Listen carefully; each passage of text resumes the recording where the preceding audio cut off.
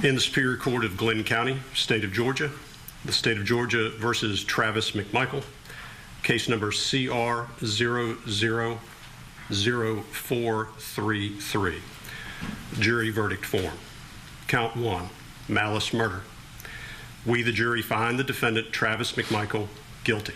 I'm going to ask that whoever just made an outburst be removed from the court, please.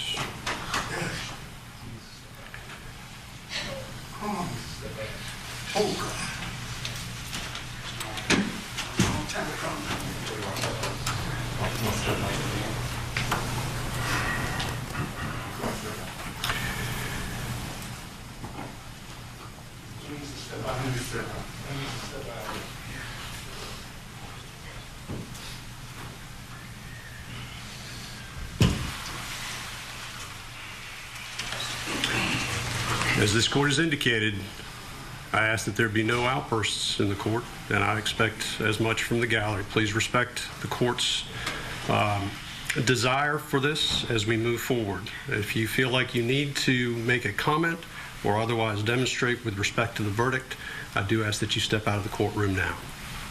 Count 2, felony murder. We, the jury, find the defendant, Travis McMichael, guilty. Count 3, felony murder. We, the jury, find the defendant, Travis McMichael, guilty. Count 4, felony murder. We, the jury, find the defendant, Travis McMichael, guilty. Count 5, felony murder. We, the jury, find the defendant, Travis McMichael, guilty. Count 6, aggravated assault. We, the jury, find the defendant, Travis McMichael, guilty. Count 7, aggravated assault. We, the jury, find the defendant, Travis McMichael, guilty. Count 8, false imprisonment. We, the jury, find the defendant, Travis McMichael, guilty. Count 9, criminal attempt to commit a felony. We, the jury, find the defendant, Travis McMichael, guilty. Dated this 24th day of November, 2021, signed by the foreperson. Have a seat. As to Gregory McMichael. In the Superior Court of Glenn County, the State of Georgia versus Greg McMichael, case number CR 2000433. Jury verdict form. Count 1, malice murder. We, the jury, find the defendant, Greg McMichael, not guilty. Count 2, felony murder. We, the jury, find the defendant, Greg McMichael, guilty. Count 3, felony murder. We, the jury, find the defendant, Greg McMichael, guilty. Count 4, felony murder. We, the jury, find the defendant, Greg McMichael, guilty. Count 5, felony murder. We, the jury, find the defendant, Greg McMichael, guilty. Count 6, aggravated assault. We, the jury, find the defendant, Greg McMichael, guilty. Count 7, aggravated assault. We, the jury, find the defendant, Greg McMichael, guilty. Count 8, false imprisonment. We, the jury, find the defendant, Greg McMichael, guilty. Count 9, criminal attempt to commit a felony. We, the jury, find the defendant, Greg McMichael, guilty.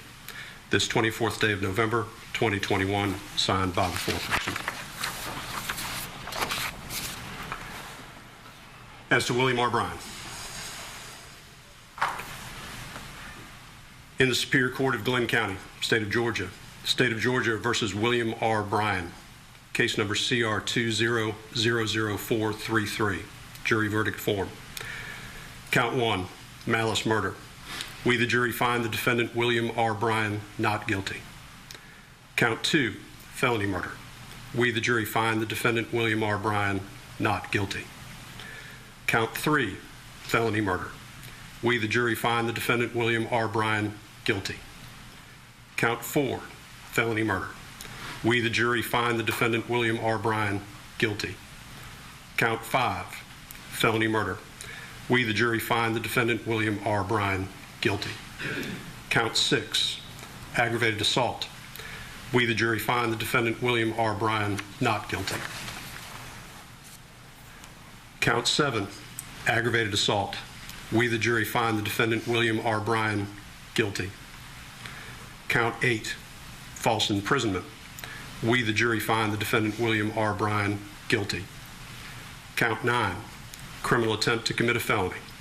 We, the jury, find the defendant William R. Bryan guilty. Signed this 24th day of November by the foreperson. Go ahead and have a seat. Court having read the verdicts and accepted the verdicts, anything from the state? No, Your Honor, nothing from the state. Anything from the defense? We ask the jury be polled, Your Honor. Do all defendants ask the jury be polled? All right, ladies and gentlemen, I'm going to ask each of you individually a set of 2 questions with respect to the verdicts that I have just read. If you could please respond when you hear your juror number. Juror number 1, you have heard the verdicts read. Were these your verdicts then, and are these your verdicts now? Yes, sir.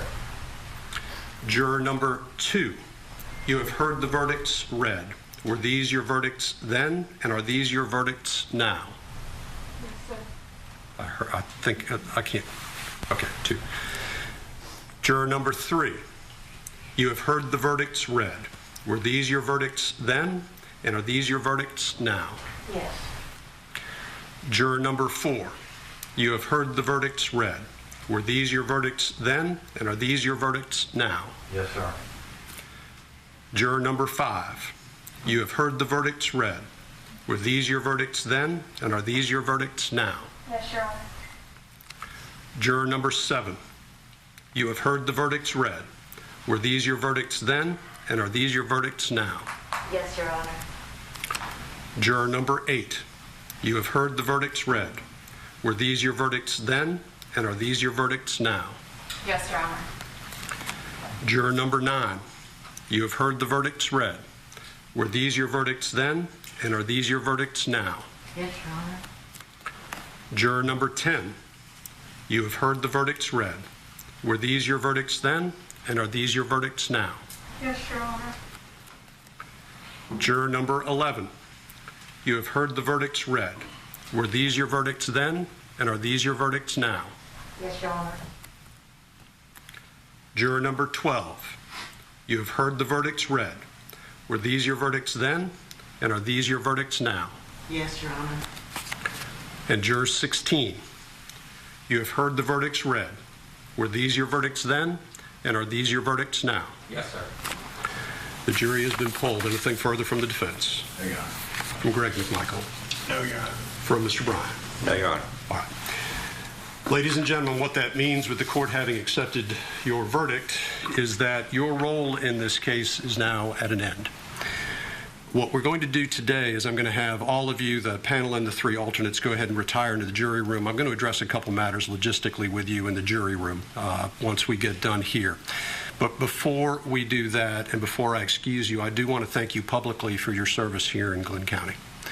It has been a long trial, and I appreciate the fact that you have been attentive.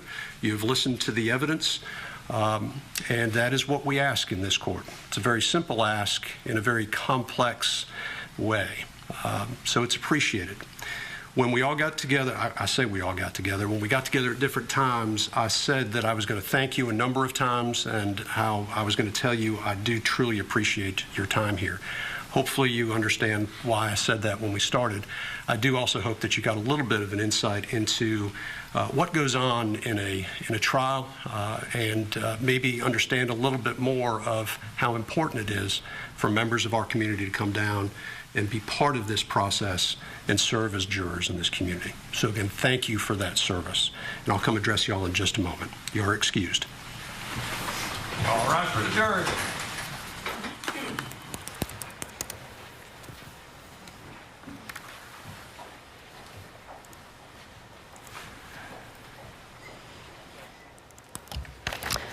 A bit of a mixed verdict here. Travis McMichael, the only one in the case, the only defendant here who testified, found guilty on all counts he was charged with. All 3 defendants found guilty of felony murder.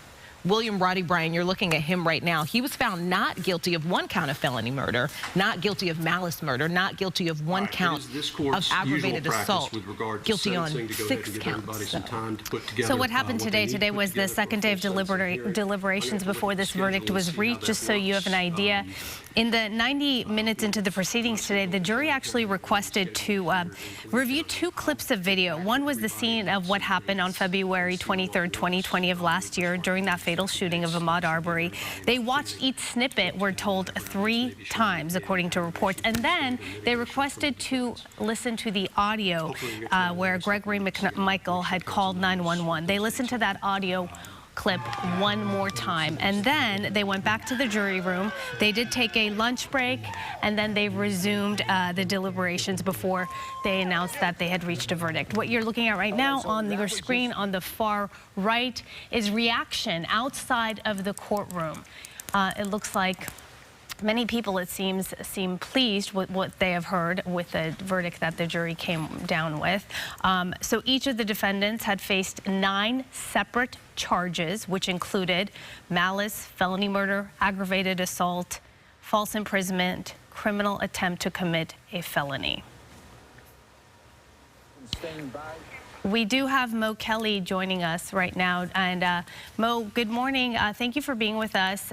You know, there was a lot of talk as to when the jury would reach a verdict. Many people assume that it wouldn't be as early as it was, but we all know one thing with juries: you can never predict anything. Anything is up in the air. Your reaction to what we heard just now? Well, first, I'm not exactly surprised that they came to a verdict right before the Thanksgiving weekend in the way that in the Kyle Rittenhouse case, they came to a verdict right before the weekend. They're still humans, the jurors, and they still have lives that they want to get back to. So it didn't surprise me in that regard. I would think, for me personally, and maybe the community more broadly, it's a sigh of relief.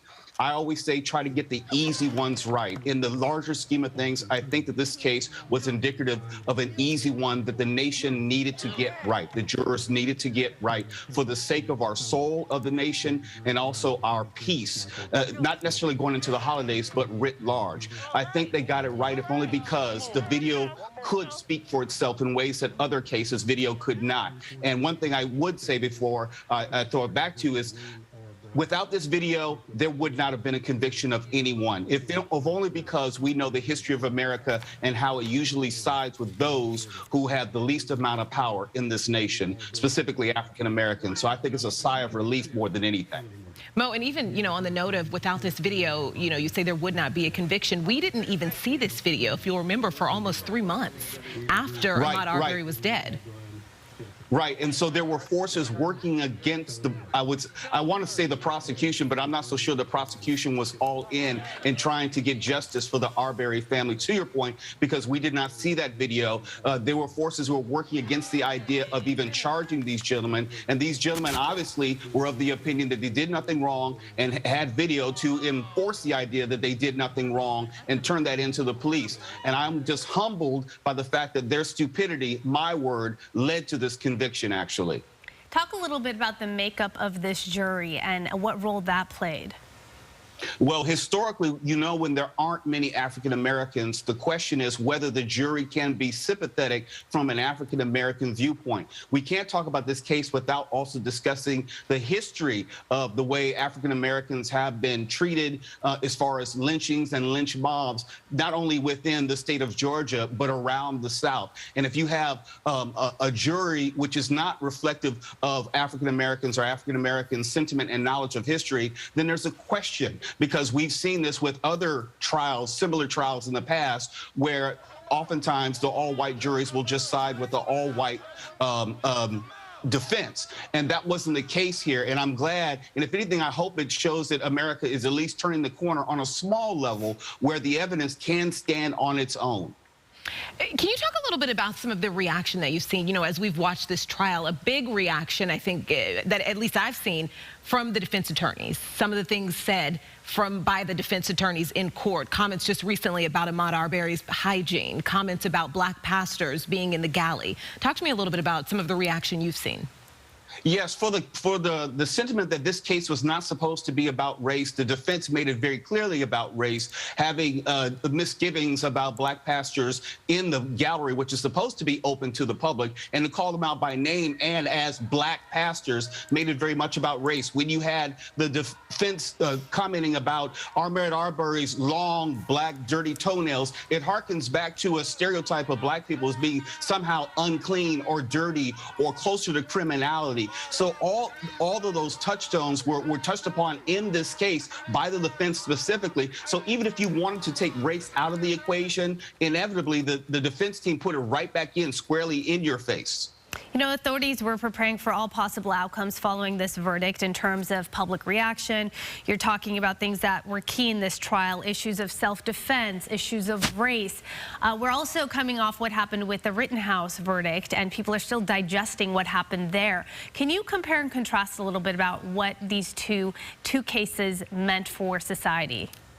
Sure. The idea of self-defense was much more explicit in the case of Kyle Rittenhouse. In fact, Kyle Rittenhouse said he's glad that self-defense is not illegal. But alongside that, African Americans were wondering, well, what about African Americans? When does self-defense begin and end? We can talk about Kyle Rittenhouse, but we have to talk about Trayvon Martin, who did not have a gun. We can talk about Ahmaud Arbery, who was being chased down, as we've seen, by, at this point, 3 murderers as they've been convicted, someone who then was somehow questioned for having the unmitigated gall to fight back and fight for his life against people who had a shotgun and trucks which tried to hit him. So people are trying to digest not only the Kyle Rittenhouse verdict, but also the other cases which are tantamount to African Americans not being able to claim self-defense. And all these things are together. I don't know, I can't speak for everyone, but I know for me, I can't necessarily parse out a Kyle Rittenhouse verdict and not also think about a Trayvon Martin. Because for me, if we're going to talk about self-defense, it has to apply to everyone in all situations,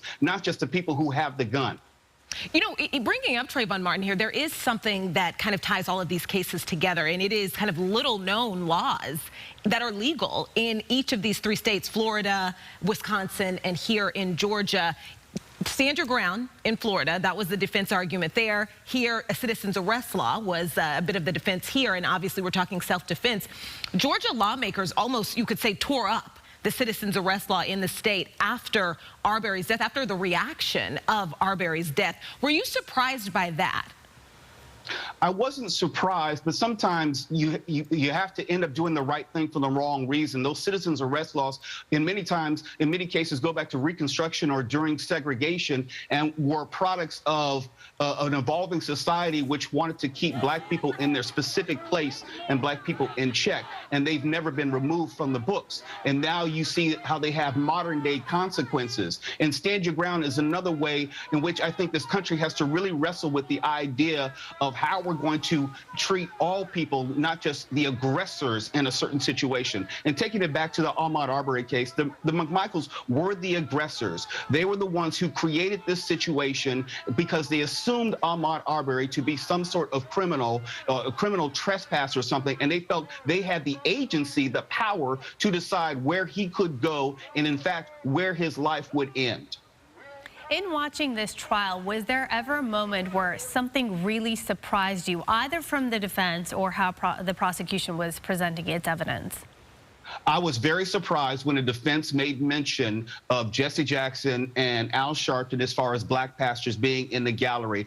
I thought that the defense was going to run away from the idea of race because in many ways we interpreted this case through race, the lens of race, because you had 3 white assailants chasing down this black man who was coming from a construction site. So race was already on the periphery of the case, and I thought the defense would try to stay away from it. Instead, it seemed like they leaned into it. They leaned into stereotypes. They leaned into presuppositions, and they made it very clear that they were worried about how it was going to be perceived by having black pastors. They didn't say pastors. They said black pastors. And long, dark, dirty ankles and toenails. It just made it very explicitly about race, and that really surprised me.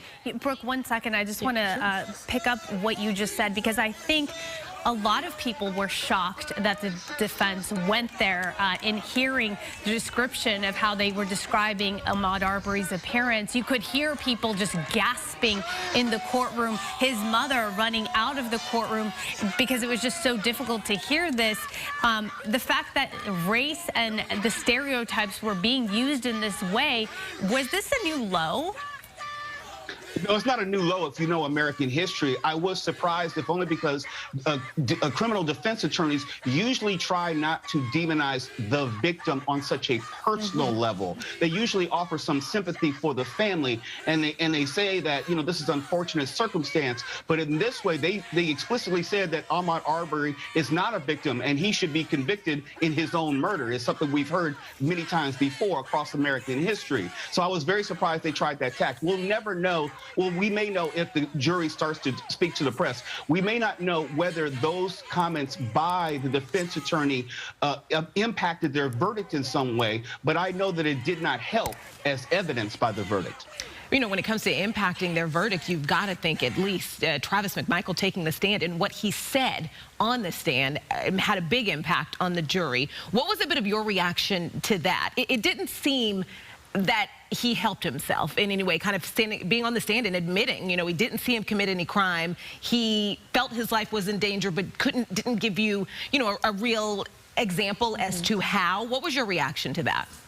I'm not an attorney, but it seemed like a clear example of why attorneys tell you not to go on the stand and try to defend yourself. It's better just to say nothing at all, because as my mama would always tell me, you went up there and told on yourself. Travis McMichael told on himself. He admitted that Ahmaud Arbery, he did not explicitly threaten him, that they did not feel threatened at any point, that they did not witness Ahmaud Arbery commit a crime. They saw him leave a general area of the construction site, and they assumed and presumed that he did something illegal in nature. They admitted that they did not at any time in their police reports acknowledged that they were trying to enact a citizen's arrest, not to the police, not to Ahmaud Arbery. So that basically undercut everything the defense was trying to say, that they were trying to enact a citizen's arrest.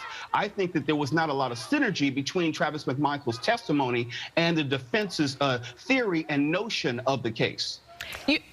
I just want to ask you a question, Mo. You know, you're a professional, but you're also still a human, right? And so much of this has been about race. You know, there's been obviously an argument in the courtroom over whether the murder, which we can now say it was a murder, the murder was about race. But so much of this entire discussion has been about race. And, you know, as a black man consistently consuming that video and these words, and how has that been? Well, I cannot look at this case and not think of names like Emmett Till, the idea of vigilantes coming to enact justice on black bodies, policing black bodies as far as their movement, where they can go, what they can do, presumed criminality, judge, jury, and executioner. And there is still a sentiment in this country which agrees with the McMichaels, saying they had every right to stop, question, and if need be, detain. And if violence should come of that, then shoot Ahmaud Arbery. And that concerns me as an African-American man, because I've been in similar situations. It's nice for us to be able to talk about this in the abstract, but for many African-Americans, me included, I'm putting myself now into the discussion, it's very personal on many levels. So when I see an Ahmaud Arbery situation, I can't help but think of Emmett Till. Mo, thank you for your time. All three men found guilty right now today of the murder of Ahmaud Arbery, all now facing up to life in prison. We will have more on this coming up at noon, so please join us then.